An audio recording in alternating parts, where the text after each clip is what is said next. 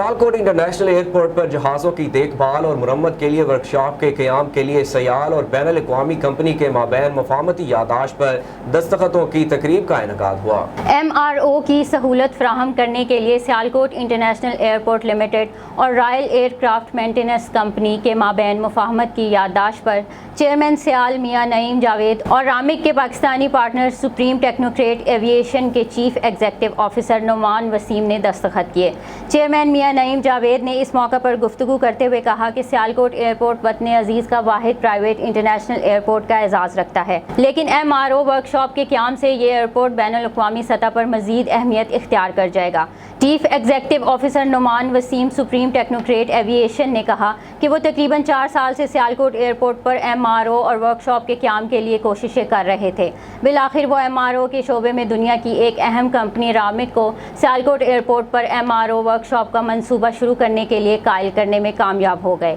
اور جلد دنیا کے بہترین صنعت یافتہ ماہرین کے ساتھ یہاں اپنی سروسز کا مرحلہ وار آغاز کریں گے۔